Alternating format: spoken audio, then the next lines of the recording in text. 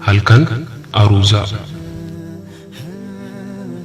Dubbiin akkas ture.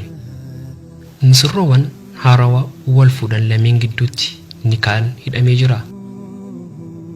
Sirna gaa'ila isaanii hiriyoota isaanii waliin gammachuun bashannanaa erga walanii booda misirrichii fi misirrittiin halkan aruuza isaanii eegaluuf salaata sunnaa salaatanii jiru.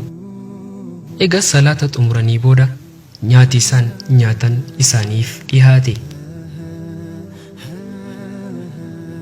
Harka erga dhiqatanii booda abbaan manaa ariitiin nyaata eegaluuf harka isaa nyaata irratti yoo hidhatu, misirrittiin harka isaa qabuun nyaata kana osoo hin dhandhamin duratti haadha kee waami nu waliin haa nyaatanii jetteen. Abbaan manaa kunis dubbii misirrittii haadha manaa isaa kanaaf bakka osoo hin kennin, rakkoo hin qabu anaafati haa nyaannu, isheen achumatti haa nyaattu jechuun madaala haadha isaa gadi buusuun ammas nyaata eegaluuf harka isaa gara nyaataatti hidhata. Haati manaa kunis irra deebi'uun rakkoo hin qabu haadha kee waami, isaan guyyaa guutuu nyaata qopheessanii keessummoota keessummeessaa oolan, nyaata tokkollee hin nyaanne, tole naa jedhii waami nu faana haa nyaatanii jettee abbaa manaa ishee kana dirqisiisuuf yaaltus misirrichi kun eeyyamamaa hin turre. Haadha isaa irraa dhimma dhabuu isaa kan hubatte misirrittiin kun miira dallansuun guutamtee, eega akkana ta'ee ammuma na hiiki, si waliin jireenya kiyya itti fufuu hin danda'u jechuun uffata gaa'ila ishee ofirraa jijjiiruu eegalte.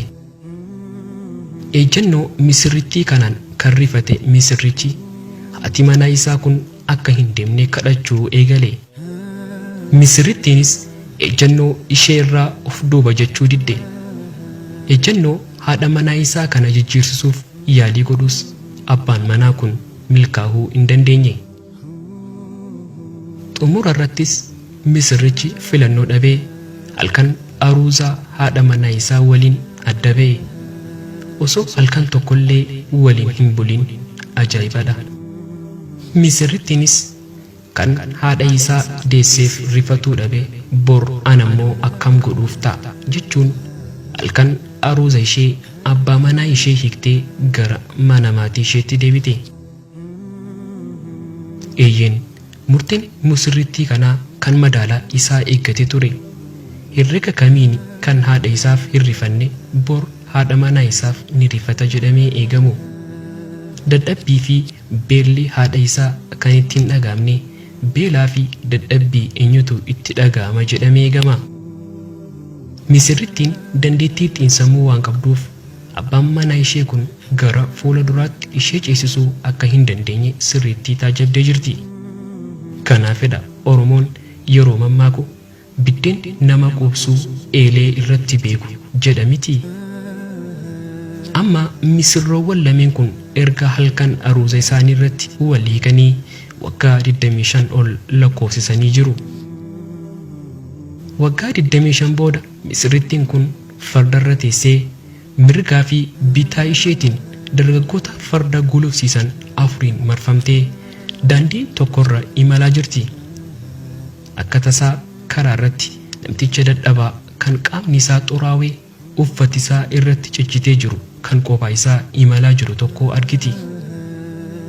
Inni ishee beekuu baatus isheen garuu yeroo sana isa beektee ni jirti. Egaa namtichi kun abbaa manaa ishee kan yeroo aruuza isaanii sababa harmee isaa wal hiikanidha. Haalli inni itti jiru nama yaaddessa.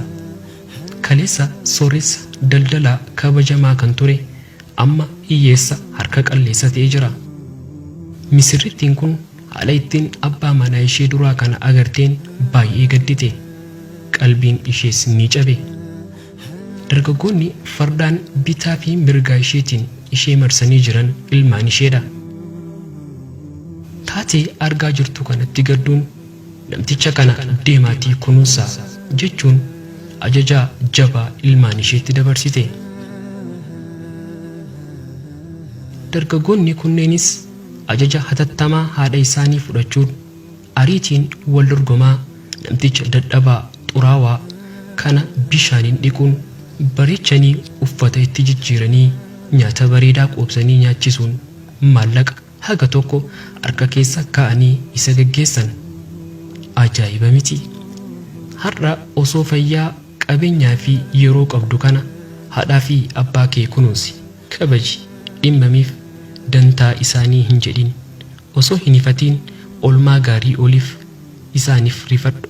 Eenyumaayyuu yaa Rabbii kiyya akkuma isaan daa'imummaa kiyyatti rahmataan na guddisanitti rahmata godhiif jedhii Rabbii kee kadhadhuuf.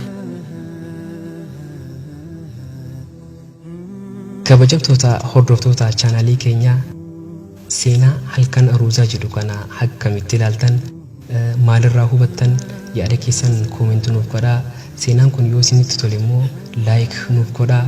Kanneen haaraa taatan immoo sabiskiraayib gochuudhaan maatii keenya nuuf ta'a isiniin jenna. Seenaa biraa kan barsiisaa ta'an, kan barnoota garaagaraa of keessaa qaban, kan biraa waliin hanga walitti deebinutti nagaan nuuf turaa. Isin jaalannaa, galatooma isiniin jenna.